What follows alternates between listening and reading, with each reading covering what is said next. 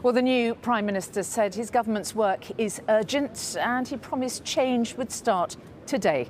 Keir Starmer wasted little time in announcing his first cabinet. They include the country's first female Chancellor, Rachel Reeves, as well as Angela Rayner as Deputy Prime Minister and Yvette Cooper as Home Secretary. Here's our political correspondent Carl Dinnen on the new government and what we can expect from it. Rachel Reeves arrived in Downing Street today to become not only the new woman at the Treasury, but the first woman ever to run the Exchequer in its 800-year history. After meeting the Prime Minister, she walked out of her new front door. Congratulations, Chancellor. How does it feel to make history? Pretty good, she said, as she marched into the Treasury for the traditional welcome from civil servants.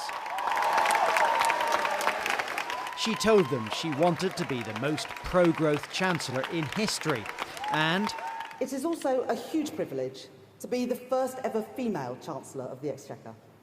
So every young woman and girl...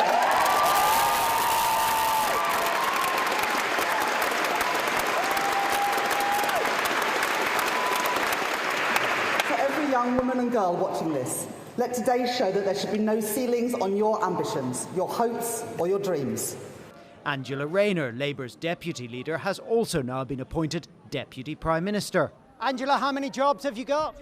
Well, she is also Secretary of State for Levelling Up, Housing and Communities. And arriving at the Home Office, veteran of the Blair-Brown years, Yvette Cooper. She has twice been Shadow Home Secretary. Congratulations, Home Secretary. Thank you very much. It's been a long time coming for you. Thank you. Well, look, it's a real honour to be asked by Keir Starmer to serve as the new Home Secretary.